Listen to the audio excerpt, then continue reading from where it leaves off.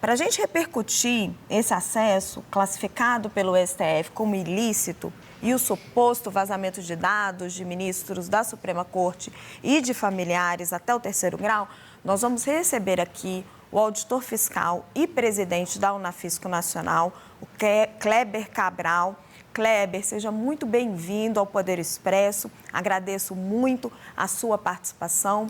Kleber, até onde vocês puderam verificar, qual é a extensão real, concreta, que casos concretos vocês já encontraram de investimento, de envolvimento de auditores fiscais, com acesso a dados de ministros do Supremo Tribunal Federal ou de seus familiares, em que contexto isso aconteceu? Boa tarde. Boa tarde, Raquel. Boa tarde, Basília.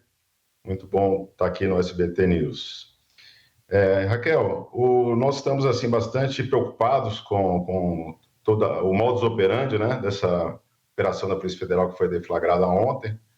Pegou todo mundo no susto, né?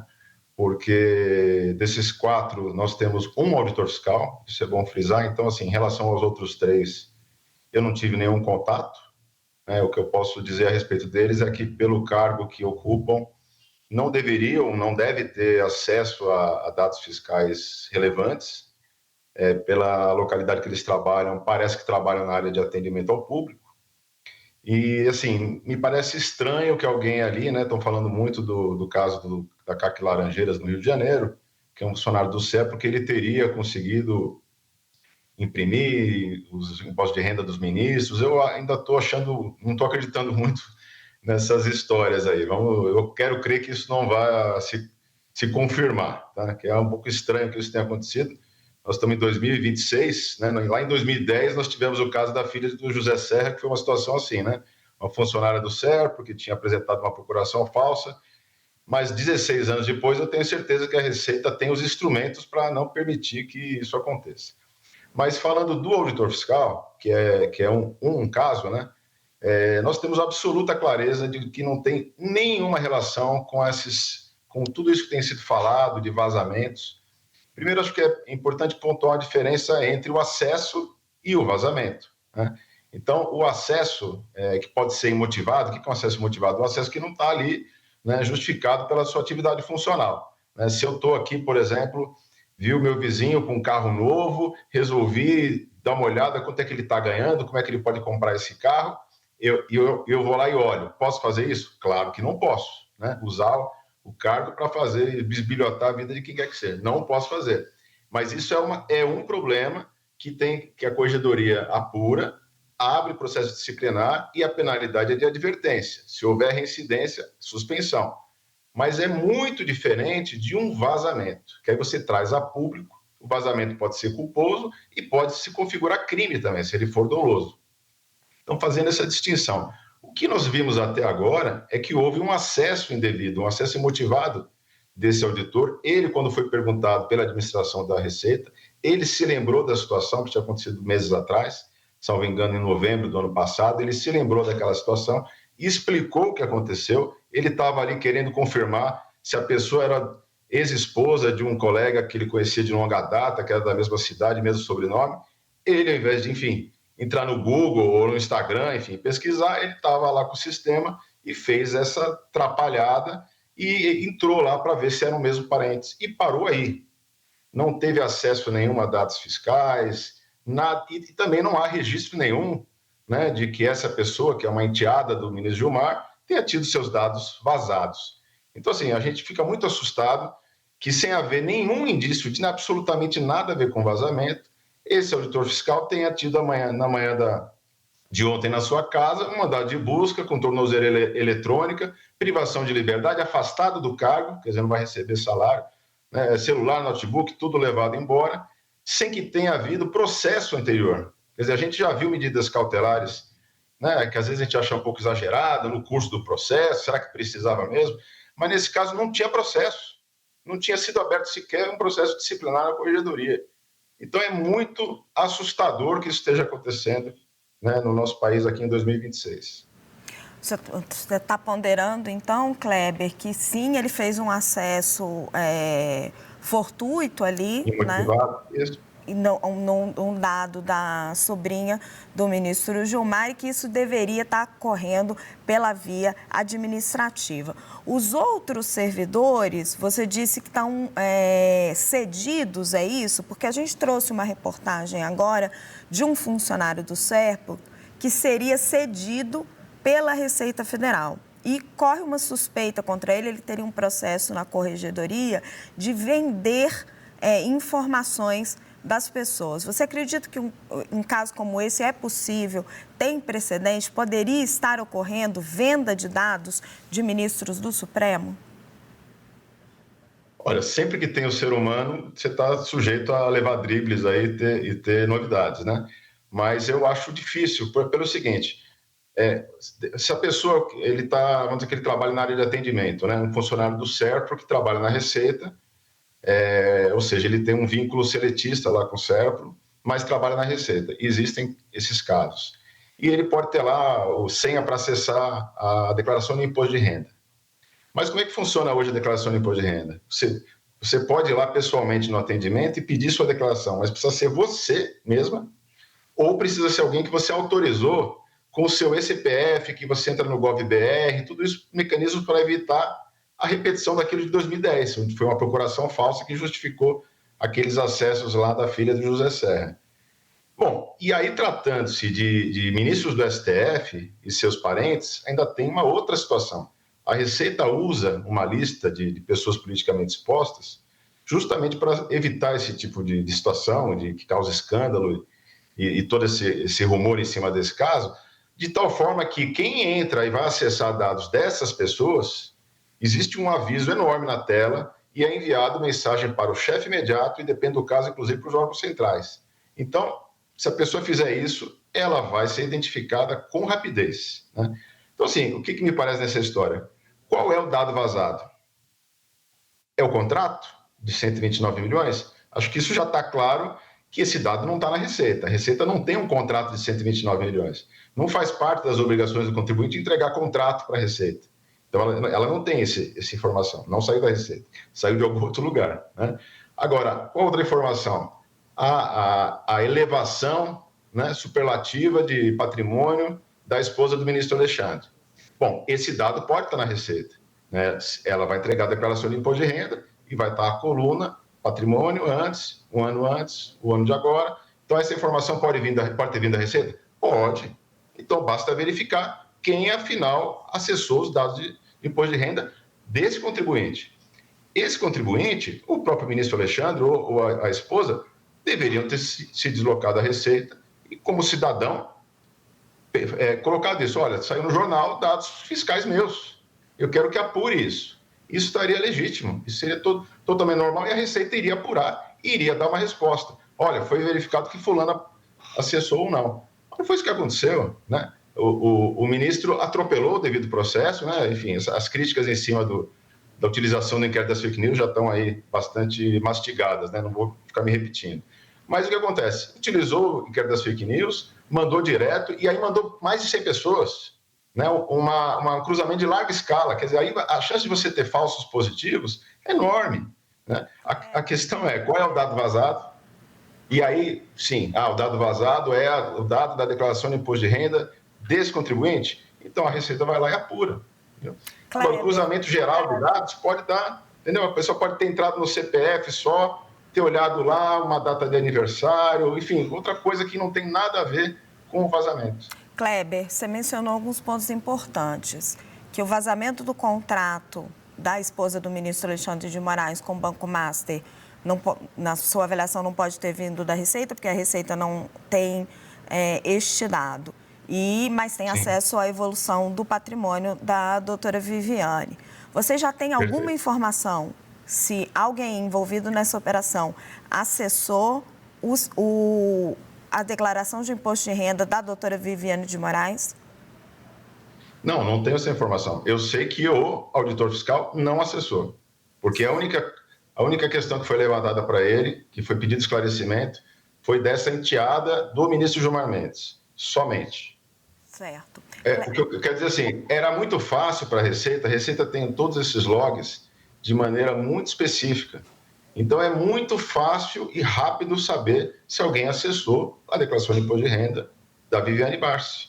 E era para dizer, essa pessoa foi tal data, tal horário, imprimiu na impressora XYZ, sem dúvida nenhuma. Se ela vazou, veja, ela acessou. A questão de que vazou e para quem entregou demandaria, né, uma produção de prova.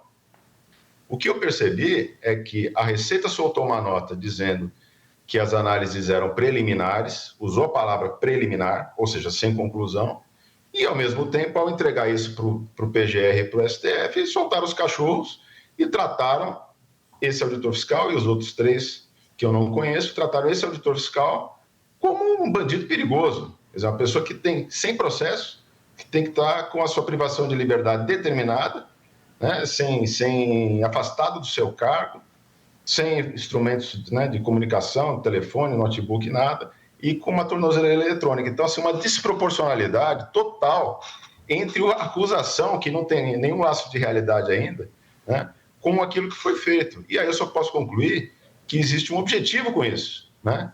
Todos lá são formados em direito, aprenderam como é que se trata, né, o princípio da proporcionalidade. Então, ali tem uma mensagem, que é uma mensagem amedrontadora em relação à autoridade tributária.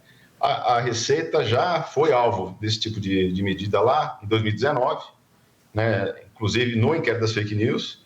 O inquérito das fake news era recente na época, a Receita foi das primeiras vítimas aí desse processo, mas lá em 2019 teve 2 auditores fiscais acusados de vazamento de informação, foram afastados, não com essa violência, com essa truculência, mas eles foram afastados do cargo, não teve mandado de busca, não teve tornozeleira. Esse espetáculo não aconteceu lá em 2019, mas foram afastados do cargo, acusados de vazamento criminoso, etc. E depois de 2 meses foram reintegrados, porque não havia lastro de realidade nenhum naquilo. Entendeu? E aquilo foi usado na época, na verdade, para impedir as fiscalizações que a Receita estava de fato fazendo sobre um conjunto de mais de 100 pessoas politicamente expostas, inclusive ministros do STF. A nossa analista, a Basília Rodrigues, tem uma pergunta para você, Kleber.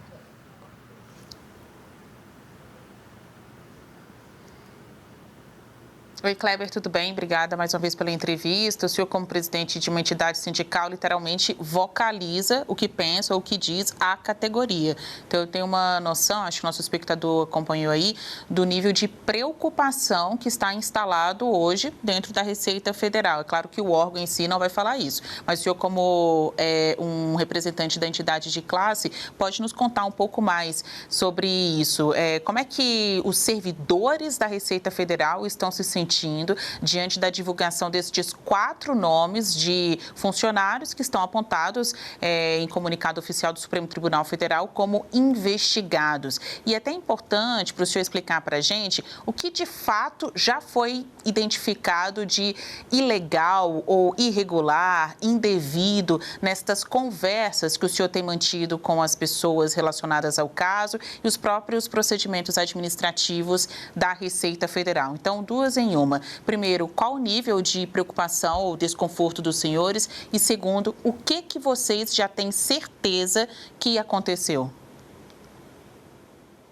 Bom, o sentimento geral é de enorme preocupação, né, de indignação também, mas é aquela sensação de que está muito perigoso ser auditor fiscal hoje em dia e, sobretudo, né, se você precisar fiscalizar determinadas autoridades. Está muito difícil, né? Está muito desencorajador. Né? A mensagem que é transmitida é a mensagem de que é melhor não fuçar por aqui, que a gente devolve com força, né? As reações são muito intensas. Então, é um sentimento de enorme desconforto.